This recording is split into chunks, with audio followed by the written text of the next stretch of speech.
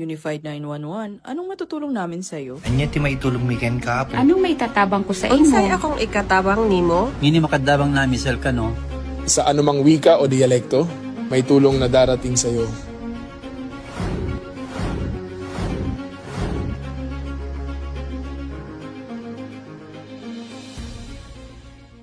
Lilingkod sa bawat Pilipino at magbibigay ng tamang impormasyon para sa tahimik at maayos na Pilipinas. Police News Network, alagad ng batas, tagapagtaguyod ng balitang pulis, sandigan ng mamamayan, patnubay ng katotohanan. La Campo Crame, maghahatid ng pinakahuling kaganapan at nagbabagang balita. Ito ang PNN Police News Network. At ngayon, ang inyong mga tagapagbalita. Magandang araw, bagong Pilipinas. Ako ang inyong alagad ng batas, tagataguyod ng Balitang Pulis. Patrolwoman Fea Octaviano mula sa PNP Anti-Cybercrime Group. Maghahatid sa inyo ng tamang balita, kwento ng pulis at serbisyo para sa mamamayan. At ito ang PNP News Online. Ang pangunahing balita ng Police News Network, alagad ng batas, tagataguyod ng Balitang Pulis.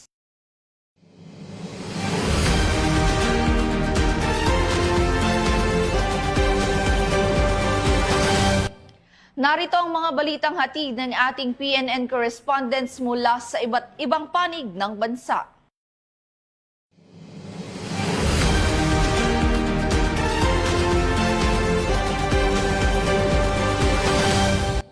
Para sa ating unang balita, nakumpiska ng Besao PNP ang mga smuggled na sigarilyo sa isang operasyon na nagresulta sa pagkakaaresto ng isang Indian national. Isinagawa ang operasyon bilang bahagi ng pinaigting na kampanya laban sa iligal na kalakalan sa naturang bayan. Patrolwoman Lizelle Digman sa balita. Nakumpiska ang smuggled cigarette products at isang Indian national ang naaresto sa isinagawang anti-illicit cigarette interdiction operation sa Busao Mountain Province noong ika-12 ng Mayo taong kasalukuyan. Ayon sa ulat, ang suspect na kinilala bilang isang 33 taong gulang na lalaking negosyante ay naaresto dahil sa di umano'y paglabag sa Republic Act No. 10643 o ang Graphic Health Warning Law at Republic Act No. 10963 na kilala rin bilang Tax Reform for Acceleration and Inclusion Law. Nakumpiska sa operasyon ng 82 reams ng Modern Red, 15 reams ng Modern Lights at 10 pakete ng Modern Red na sigarilyo na may kabuuang halaga ng BIR assessed tax liability na umabot sa 850,124.49 pesos. Ang operasyon ay naging matagumpay dahil sa magkasanib na puwersa ng mga operatiba mula sa Busao Municipal Police Station, Provincial Intelligence Unit, Provincial Drug Enforcement Unit at Provincial Legal Office ng Mountain Province Police Provincial Office, Regional Mobile Force Battalion 15, 1st Mountain Province Provincial Mobile Force Company, Regional Intelligence Unit 14, Regional Intelligence Division, Criminal Investigation and Detection Group at BIR. Isinagawa ang on-site inventory ng mga nakumpiskang kagamitan sa harap ng mga opisyal ng barangay ng nasabing lugar. Ang suspek at ang mga nakumpiskang kagamitan ay dinala sa Busao Municipal Police Station para sa wastong dokumentasyon at disposisyon bago magsampa ng angkop na kaso. Ito ang bagong PNP para sa bagong Pilipinas, serbisyong mabilis, tapat at nararamdaman. Mula dito sa rehiyon ng Cordillera, ako ang inyong PNN correspondent, Patrolwoman Lizelle Digman, alagad ng batas, tagataguyod ng Balitang Pulis. Maraming salamat, Patrolwoman Digman. Nakumpiska ng Police Regional Office 1 ang mahigit 2 milyong pisong halaga ng iligal na droga sa isang operasyon. Ito ay bahagi ng kanilang maigting na kampanya sa rehiyon upang mapanatili ang kaayusan at seguridad sa lalawigan. Narito ang balitang hatid ni Patrolwoman Marimar Hunyo. Nagbunga ang pinaigting na kampanya laban sa iligal na droga ng Police Regional Office 1 matapos makumpiska ang mahigit 2 milyong halaga ng iligal na droga sa loob lamang ng unang linggo ng panunungkulan ni Police Brigadier General Jovencio S. Bada Jr. bilang Acting Regional Director ng Police Regional Office 1 mula Mayo 8 hanggang 14 taong kasalukuyan. Ayon sa ulat, umabot sa 37 anti-illegal drug operation ang sinagawa sa iba't ibang bahagi ng rehiyon na nagresulta sa pagkakaaresto ng 48 drug personalities. Sa kabuuan ng operasyon, nakumpiska ang humigit kumulang 206.55 gramo ng shabu, 5,527.74 gramo ng dried marijuana leaves at 4 gramo ng marijuana cash na may kabuoang standard drug price na 2,079,868 pesos and 80 centavo. Pinuri ni Police Brigadier General Badwa ang mga operatiba sa kanilang dedikasyon at iginiit ang pagpapatuloy ng mas pinaigting na kampanya laban sa illegal na droga sa ilalim ng Enhanced Alerto Framework. Ayon sa Police Regional Office 1, patuloy nilang pinapalakas ang kanilang mga operasyon sa pamamagitan ng intelligence-driven efforts upang mas epektibong mapigilan ang paglaganap ng illegal na droga at mapanatili ang kapayapaan at kayusan sa rehiyon. Mula dito sa Ilocos Region, ako ang iyong PNN correspondent, Patrolwoman Marimar Hunyo, alagad ng batas, taga-taguyod ng Balitang Pulis. Maraming salamat, Patrolwoman Hunyo. Kulungan ang bagsak ng isang high-value individual na itinuturing na top 2 most wanted person sa Cebu City dahil sa kaso nitong murder. Nakibalita dyan si Patrolwoman Flora May Asares. Aabot sa mahigit 341,000 piso na halaga ng pinaghihinalaang shabu ang nasabat ng kapulisan mula sa isang high-value individual sa isinagawang buy-bust operation na isinagawa sa sitio Buwaran, Barangay Sawang, Caleros, Cebu City noong Mayo 15 ng taong kasalukuyan. Kinilala ni Police Captain Noah Labra Anyana, officer in charge ng Police Station 6 Cebu City Police Office. Ang suspect na si alias Adong, 52 anyos, isang high-value individual na residente ng Ermita Proper, Barangay Ermita, Cebu City. Dakong alas 11:55 ng gabi, nang isinagawa ang buy-bust operation ng mga operatiba na naging dahilan ng pagkaaresto sa suspect. Nakuha mula rito ang 5 pakete ng hinihinalang shabu na nasa 50.24 grams at may standard drug price na 341,632 pesos. Bukod sa droga, nakuha din mula sa operasyon ng isang coin purse at buy-bust money. Mahaharap ang suspect sa kasong paglabag sa Section 5 at 11 ng RA 9165 ang Comprehensive Dangerous Drugs Act of 2002. Ang naturang operasyon ay isang patunay na walang humpay na pagsusumikap ng kapulisan sa paghuli ng mga drug personalities bilang bahagi ng mas malawak na kampanya laban sa iligal na droga, alinsunod sa layunin ng bagong PNP para sa bagong Pilipinas, serbisyong mabilis, tapat at nararamdaman. Mula dito sa Cebu City, ako ay inyong Police News Network correspondent, Patrolwoman Flora May Asares, alagad ng batas, taga-taguyod ng Balitang Pulis. Maraming salamat, Patrolwoman Asares. Isang babae ang inaresto ng PNP-ACG sa Pampanga matapos mabuking ang paggamit umano ng pekeng e-receipt sa online transaction. Ang buong detalye ng balita mula kay Patrolwoman Mary Grace Artizuela.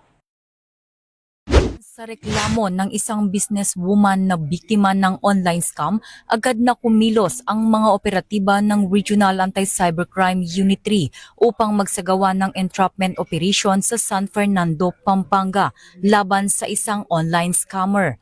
Batay sa investigasyon, umorder ang suspect ng general merchandise items sa Facebook account ng biktima at gumamit ng pekeng screenshots ng bank transfer bilang patunay ng bayad nito. Kalaunan, natuklasang walang anumang perang pumasok sa bank account ng biktima. Dahil dito, agad siyang inaresto matapos tanggapin ang mga in-order na items.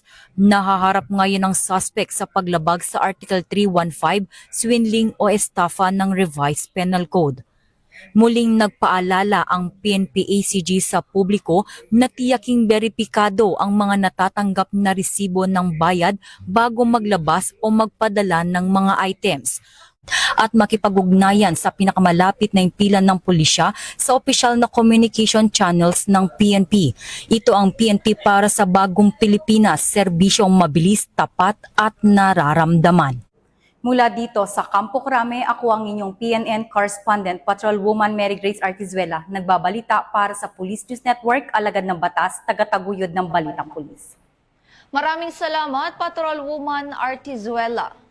Nagsagawa ng visitation at dialogue ang Maitong Municipal Police Station sa isang madrasa Arabic School bilang bahagi ng kanilang community engagement program.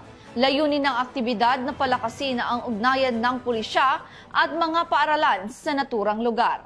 Police Corporal Jose Duliao III sa report. Ng visitation at dialogue ang mga tauhan ng Maitong Municipal Police Station sa Madarasa Arabic School sa Barangay Mindupok, Maitom, Sarangani Province nitong 17 ng Mayo taong kasalukuyan. Pinangunahan ni Police Chief Master Sergeant Ibrahim Makadatar sala ang PNCO ng istasyon ang aktibidad sa ilalim ng gabay at suporta ni Police Major Ramil B. Arguello, Chief of Police ng Maitong MPS.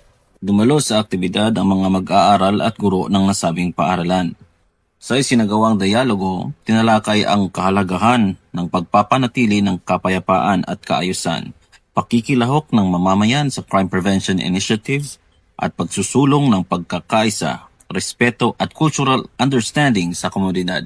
Binigyang diin ng mga pulis ang implementasyon ng PNP Salaam Program na naglalayong mapagtibay ang tiwala at pakikipagkaisa ng Philippine National Police sa mga Muslim communities sa pamamagitan ng inclusive at community-oriented policing strategies. Patuloy naman ang Maitom MPS sa pagsasagawa ng mga programang nakatuon sa makabuluhang community engagement upang mapanatili ang seguridad, pagkakaisa at maayos na ugnayan ng iba't ibang sektor ng lipunan. Mula dito sa Police Regional Office 12, ako ang inyong PNN correspondent, Police Corporal Jose Duliano III, alagad ng batas, tagataguyod ng Balitang Pulis. Maraming salamat, Police Corporal Duliano III. At para sa ating huling balita, agad na naaresto ng rumispondeng pulis ang sospek sa pamamaril sa isang negosyante sa Bukidnon. Patuloy namang iniimbestigahan ang motibo sa insidente habang nasa kustudiya na ng pulisya ang sospek. Police Corporal Joel Subsuban sa balita.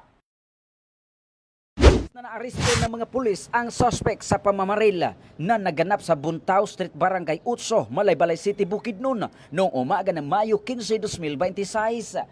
Bandang alas 10:12 ng umaga nang makatanggap ng report ang pulisya hinggil sa insidente ng pamamaril. Sugatan sa insidente ang isang 74 anyos na negosyante at isang 25 anyos na security guard. Gayunman, idineklarang dead on arrival sa doktora ang nakatatandang negosyanteng biktima matapos magtamo ng tama ng bala sa ulo at iba pang bahagi ng katawan. Pagdating ng mga operatiba, mabilis nilang tinungo ang ikatlong palapaga ng gusali kung saan namataan ang sospek na kinilalang si alias Rick, 43 anyos at residente sa Cebu City. Agad itong naaresto at na-recover mula sa kanya ang isang arms core caliber 45 pistol na pinaniwalaang ginamit sa krimen. Batay sa paunang investigasyon, naway umano sa pamamaril ang pagtatalo kaugnay ng sigalot sa lupa sa loob ng hardware establishment at tahanan ng biktima. Kasalukuyang nasa kustodiya na ng Malaybalay City Police Station si alias Rica habang inihanda ang kasong murder at frustrated murder laban sa kanya. Pinuri naman ni Police Brigadier General Christopher N. Abrahano, Regional Director ng Police Regional Office 10, ang mga rumisponding pulis sa kanilang katapangan at agarang aksyon na naging dahilan upang agad na madakip ang suspek at maiwasan pa ang posibleng panganib sa komunidad. Ito ang bagong PNP para sa bagong Pilipinas, serbisyong mabilis, tapat at nararamdaman. Mula dito sa Campo Alagar, ako po ang inyong Police News Network correspondent mula sa Regional Public Information Office ng Police Regional Office 10, Corporal Joel Lazaro Subsuban, alagad ng batas, tagataguyod ng Balitang Pulis. Maraming salamat, Police Corporal Subsuban. At yan ang mga balitang nakalap ng ating PNN correspondents mula Luzon, Visayas at Mindanao. Para sa mas malawak at mabilis na ulat ng mga balita, huwag kalimutang mag-like, follow and share sa aming official social media accounts ng Police News Network. Tutok lang sa aming YouTube channel para para sa mga live stream at replays. At i-follow kami sa X account para sa mga real-time updates at Facebook account ng Police News Network. Manatiling mapagmatsyag at laging alam ang totoo. Sa ngalan ng pamunuan ng Philippine National Police, sa pangunguna ni Chief PNP Police General Jose Melencio C. Nartates Jr. at sa pamumuno ni President Ferdinand Bongbong Marcos Jr., kami ay maglilingkod sa bawat Pilipino at magbibigay ng tama at balanseng balita. Mula rito sa tanggapan ng tagapag-ugnay ng Pambansang Pulisya.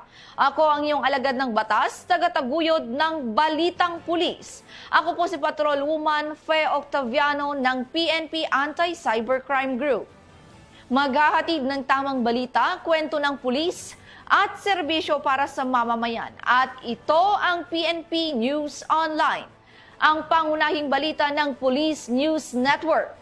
At ito ang bagong PNP para sa bagong Pilipinas. Serbisyong mabilis, tapat at nararamdaman.